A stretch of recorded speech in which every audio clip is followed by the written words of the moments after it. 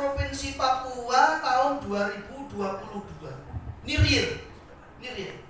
Nah, tadi yang ini adalah lembar pengesahan. Setelah disusun, ditetapkan dalam bentuk SK Ketua Basnas Provinsi, maka dikirimkanlah ke Basnas RI. Kemudian mendapatkan pengesahan. Dalam pengesahan ini ada bunyi, kelihatan ya.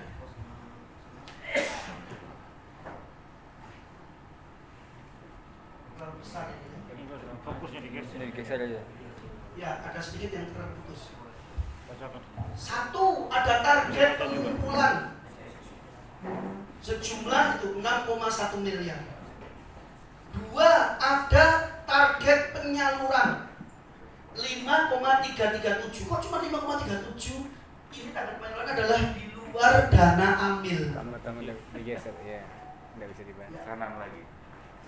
Sip, mantap. Terima kasih, Ustaz. Ya, 5,337,500 itu adalah 87,5% dari jumlah total pengumpulan rencana. Semua rencana ini.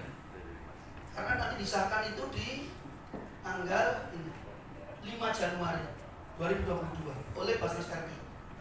Di sini ada Ketua Basnas RI Profesor Dr. Kiai Haji Nur Ahmad MA. Dokumen aslinya ada di kantor. Ya, kemudian ada rencana penggunaan hak amil 12,5% dan dana infak sedekah 12,5%. Jadi Basnas Provinsi Papua tidak mengambil nilai maksimal. Baik untuk zakat maupun infak kami hanya mengambil 12,5%. Infak sekali lagi boleh diambil sampai 20% dan itu adalah SK Menteri Agama Republik Indonesia.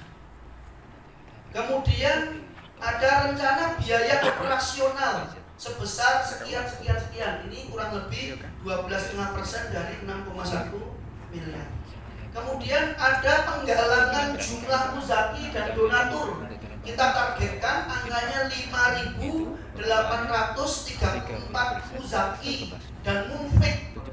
Kalau sekarang jumlah muzaki munfiknya sudah di muzakinya 3.000 berapa itu 4.000 lah. Kita targetkan naik 5% menjadi 5.800. Kemudian target penerima manfaat tahun 2022 sebesar 8.783 orang. Ya, gitu. Ini contoh pengesahan. Ini data di dalam data RKAT itu menuangkan data keberhasilan tahun sebelumnya. Ini ada data 2017, 18, 19, 20, 21. Yang terisi adalah 3 tahun sebelumnya. Kita lihat realisasi misalnya. Di tahun 2021 yang paling akhir itu zakat mal Basnas Provinsi itu 3.559 sekian. Zakat fitrah 289 sekian. Infak sedekah tidak terikat 466 sekian. Infak terikat 565. Terikat berarti sesuai dengan akad ya.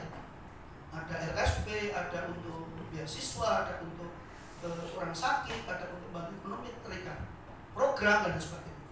Ada CSR itu 12.500 dan ada DSKL kami untuk tahun 2021 hanya kurban. Belum ada fidyah, belum ada iwat ya. Harusnya itu iwat itu masuk ke Basnas Ustaz. Itu ada dalam aturan, kan ada dalam sigot itu ya. Jika ini kan diserahkan kepada Basnas gitu ya. Nah, itu sebenarnya itu lumayan tuh dari itu berapa sekarang itu sekarang? 10.000. Berapa? 10.000. Yang cerai 10.000 berarti kan 100 juta ya. Tapi kemarin kami tanya ke PA itu langsung dipotong di pusat. Di Basnas Pusat ya? Nah, sudah berapa kali saya ke situ, ini langsung di pusat. Ya, karena itu ada dalam aturan itu. Ya. Baik, ini contoh ya. Kemudian ini nih yang belum berisinya. Contoh penyaluran misalnya, penyaluran tahun 2021. Kita tidak punya fakir itu kan miskin sekali itu ya. Atau dimiskinkan, jadi miskin banget itu. Kayaknya nggak ada di Papua semua aja punya HP ya. HP punya, motor punya, Cukup-cukup. bahkan pergi ke Basnas itu gelangnya begini Pak, ada yang begini. Masih kuliah di Basnas. Terima bantuan zakat fitrah itu juga gelang, kalung itu masih banyak. Jadi kita tidak punya fakir, ada miskin sekian, ada amil sekian, ada sabilillah sekian, ada ibnu sabil sekian. Yang belum ada Holimin, Rikob, dan Alam tahun lalu. Tahun ini sudah ada beberapa alam yang mengajukan program. Mudah-mudahan bisa tercapai. Ini contoh, ya ini contoh realisasi penyalur di ekonomi tahun 2001. Dan ekonomi itu 292 juta, yang pendidikan 1, sekian, kesehatan sekian, kemanusiaan sekian, dakwah sekian. Jumlah penerimanya bidang ekonomi 106 orang, bidang pendidikan 1.800 orang, bidang kesehatan 1.400 orang, kemanusiaan 2.506 orang, dakwah 4.423 orang. Tahun 2021 jumlah mustahik yang dientaskan yang menjadi muzaki ada 7. Dari target kami kalau tidak keliru itu 30. Dari 30 orang 7 yang naik menjadi muzaki. Jadi targetnya 30, dapatnya rasanya 7 itu dari kelompok petani hidroponik. Itu binaan Basnas, dibina setelah 2 tahun. Itu mereka sudah punya kebun masing-masing di rumahnya dan sudah lepas. Sudah kita lepas setelah kita bina selama 2 tahun.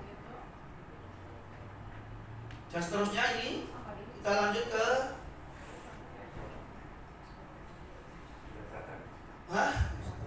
ya, ini rencana penghimpunan 6 miliar 100 itu penghimpunannya dari mana saja? Ini di-breakdown di dalam rencana penghimpunan.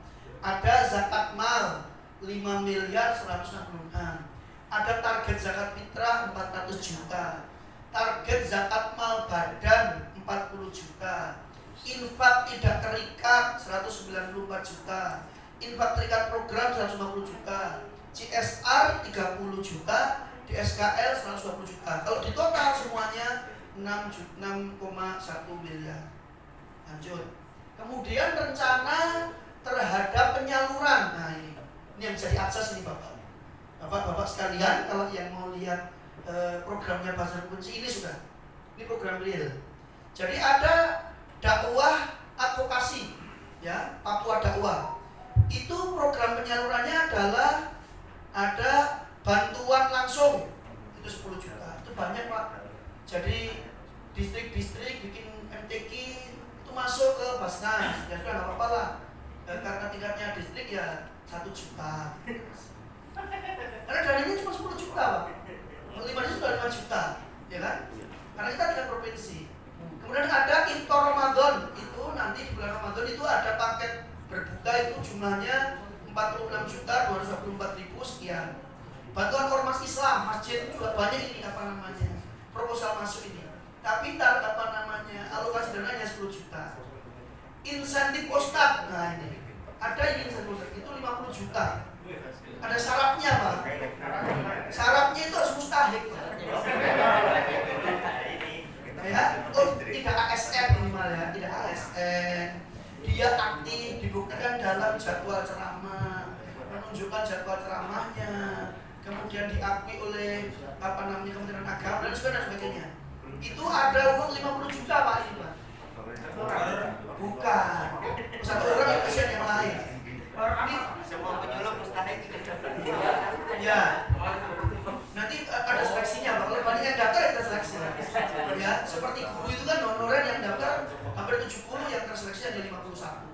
Jadi kalau kita seleksi 50 ya satu orang 1 juta lah lumayan gitu ya. Kalau terseleksi 100 ya satu orang 500.000. Yang jelas ada alokasi dana insentif Ustadz itu 50 juta.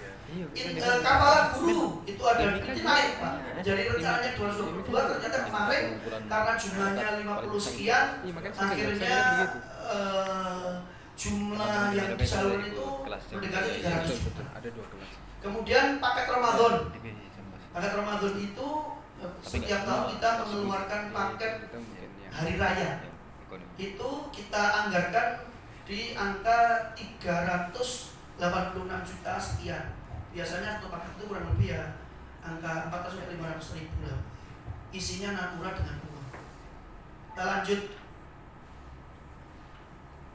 Program kemanusiaan. Penyaluran langsung kemanusiaan itu ada zakat fitrah. Itu biasanya kalau zakat fitrah itu pasar provinsi itu ya paling 300 ribu Pak. Jadi kalau 300 juta ya 1000 orang. Kalau di Jawa Timur nggak mampu ya kita sebar ke kabupaten kota. Ada bantuan langsung kemanusiaan, ada kebencanaan, ada renovasi bedah rumah. Ini sulit carinya Pak. Rumahnya harus punya sendiri, terbukti dengan sertifikat, orangnya harus mustahik, rumahnya sangat tidak layak dihuni dan sebagainya. Kalau nggak punya rumah? Ya susah itu. Ada santunan kematian, ada orang meninggal yang kita menyediakan kain kafan banyak Pak di kantor. Bahkan ketika Covid kemarin kami punya tim. Jadi yang tidak punya kain kafan boleh menghubungi Basnas Provinsi. Yang kesulitan terhadap layanan kesehatan misalnya tadi pemakaman dan sebagainya, kita punya dana untuk itu. Ada sumber berbagi. Sumber berbagi ini lebih kepada OAP. Ada OAP non Muslim dan OAP Muslim. Tahun ini kita memberi kepada 400 kepala keluarga OAP. Yang dari dana zakat untuk OAP Muslim itu hanya 40 juta. Sisanya adalah dari dana bantuan pemerintah dan dari dana infak. Itu kami beri untuk 400 kepala keluarga tahun ini. Tahun 2021. Kesehatan, ini kesehatan, ada bantuan langsung kesehatan, ada biaya kesehatan, edukasi, pemeriksaan gratis mustahik, ada pemeriksaan mustahik. Ini bentuknya adalah klinik. Bapak Ibu sekalian, ada tetangga, teman dan sebagainya yang tidak mampu boleh mengakses klinik kami gratis. Pembiayaan sama sekali. Kemudian kalau harus dirujuk ke rumah sakit, kita akan membantu merujuk ke rumah sakit dengan bantuan dari Basnas Provinsi. Kemudian ada pengadaan obatan dan sebagainya, itu menghabiskan dana 1,8 miliar. Bantuan pendidikan, ini pendidikan yang kemarin Bapak yang bertanya katanya nggak masuk ya. Ya, itu ada biaya pendidikan santri Papua. Baru saja kami seleksi santri untuk SCB itu dari 11 yang mendaftar, yang lolos 4 di Bogor. Di sana sudah ada 11 santri. Tahun ini untuk Juni besok itu lolos 4. Ada 2 lagi yang akan kita seleksi. Satu untuk santri SMP Tahfidzul Quran Sains Asalam Yogyakarta. Itu kami belum seleksi, baru mulai seleksi. Silakan kalau punya murid, punya saudara mustahik, pinter ngaji saja, nggak usah bangunan. Itu akan dapat beasiswa minimal 3 tahun. Kalau dia bagus akan naik lagi ke SMA sampai 6 tahun. Kalau 3 tahun standarnya di SMP 3 itu 15 juz. Kalau 6 tahun 30 juz. Sudah ada 3 santri yang ada di sana. Tahun ini kita akan melakukan seleksi lagi kerjasama dengan Yayasan Masalah Purwakarta. Jadi nanti silahkan mengakses ini kalau punya ini, siapa tahu bisa lolos. Itu lumayan karena seluruh biaya dibiayai oleh Basnas termasuk biaya akomodasi sampai ke tempat. Tidak dengan orang tuanya, siswanya pulang tidak dijanjikan, maksudnya tidak dijanjikan, paling minimal 1 tahun sekali. 1 tahun sekali pulang untuk liburan. Semuanya BPJS, uang saku, biaya sekolah, biaya asrama, seragam, semua ditanggung oleh Basnas Provinsi Papua bersama-sama dengan pesantren bersangkutan. Demikian juga dengan SCB. Demikian juga dengan Said Qutbul Ulama Internasional di Bogor. Itu adalah yayasan milik Said Internasional yang core bisnisnya adalah hotel. Mereka punya pesantren di Gunung Putri di Bogor. Itu kami sudah punya 3 orang. 5, 3-nya tidak naik kelas, 2-nya tidak naik kelas. Di tahun kedua sehingga tidak mau lanjut pulang, masih ada 3. Tahun ini sudah kelas 12 dan kelas 9, jadi tahun ini akan lulus. Itu santri. Kemudian beasiswa prestasi SMP SMA itu dan kabupaten itu kurang lebih 1 miliar. Kemudian satu masa sarjana ini untuk tingkat S1. Biasanya kita buka di bulan Mei dan Juni.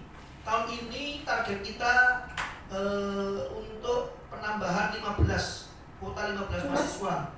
Kalau punya saudara, keponakan, selama dia mustahik, terrekomendasi dari masjid, lolos seleksi, diterima di perguruan tinggi yang bekerja dengan Basnas, maka seluruh biayanya ditanggung oleh Basnas. Ada bantuan hutang pendidikan, ada bantuan biaya pendidikan. Ini ekonomi, itu ada bantuan langsung, ada ZCD, ada bantuan modal usaha, ada penguatan BMD. Ini contohnya. Lanjut ke yang lain, ini operasional terus sampai kepada ini. Rencana fakir miskin yang dikeluarkan dari garis kemiskinan tahun ini kita agak sensasional karena rencananya 300 orang. Padahal tahun lalu hanya 7 orang. Mudah-mudahan bisa tercapai karena kami punya banyak program itu. Ini contoh RKAT yang real. Jadi semua data, rencana, dan realisasi tahun sebelumnya itu semua termaktub di dalam rencana kerja anggaran tahun. Jadi kerja kita sudah ikut ini saja. Kalau programnya nggak ada di sini ya susah. Jadi ini guidance dari kerja Basnas.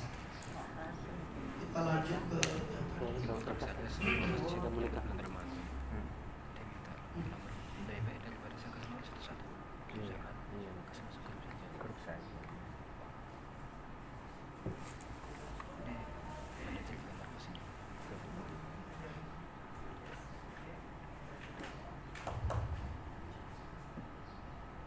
ya, akhirnya Bapak Ibu sekalian bahwa sistem akuntansi keuangan dan pelaporan Basnas itu mengacu kepada PSAK 109. Yang membedakan PSAK 109 dengan PSAK umum adalah satu, tadi tidak ada neraca laba rugi. Dua, harus memisahkan antara rekening syariah dan rekening konvensional. Karena apa? Dana rekening konvensional bagi hasilnya atau namanya bunganya oleh keuangan zakat disebut dana non halal. Dana non halal ini harus didirikan dan tidak boleh dipakai untuk pentasarufan. Hanya dipakai boleh untuk 3J istilahnya, jamban, jalan, jembatan. Hanya boleh untuk membantu 3 program ini. Tidak boleh dipakai untuk misalnya bantuan pendidikan, masjid. Hanya jamban, masjid boleh kalau bikin jamban. Itu boleh. Jadi yang mau mengajukan mengganti HBC boleh proposal. Ada dana non halal dari Basnas. Kemudian memisahkan bukan dana zakat dan sedekah. Ini harus dipisahkan. Kalau tidak, ini pidana. Tidak memisahkan pembukuan dana zakat, infak dan sedekah, ini adalah perbuatan pidana. Kenapa? Karena asnafnya infak dan zakat itu sangat berbeda. Kalau asnaf zakat jelas, asnaf infak boleh orang kaya, gitu kan?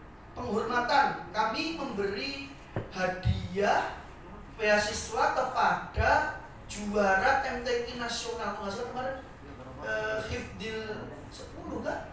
Di STQ di Ternate itu orang mampu, tapi ini adalah infak, gitu ya. Kenapa? Karena dia mampu.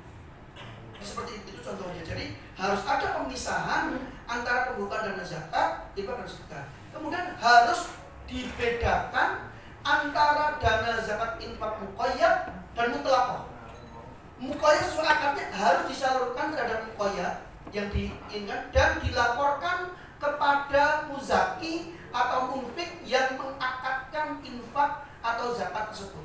Ini bedanya PSAK 109 dan PSAK umum. Jadi kesimpulannya adalah melalui SIMBA dan RKAT yang dibuat oleh Basnas, sistem ini sesungguhnya sudah sesuai dengan kaidah akuntansi keuangan yang berlaku yang diterbitkan oleh IAI, yaitu PSAK 109. Sehingga laporan sistem SIMBA maupun RKAT ini bisa dipakai sebagai bahan oleh kantor akuntan publik untuk dilakukan audit keuangan Basnas. Jadi ini kurang lebih penjelasan tentang laporan keuangan dan pelaporan. Mungkin agak membosankan karena ini memang teknis dan ini sesuai amanah dari panitia. Saya harus sampaikan seperti itu. Nah, sebelum saya lanjut ke materi satunya, silakan kalau mungkin ada diskusi, tapi moderatornya nggak ada atau moderatornya mau maju lagi. Silakan Ibu, materi satu sudah selesai pas 1 jam.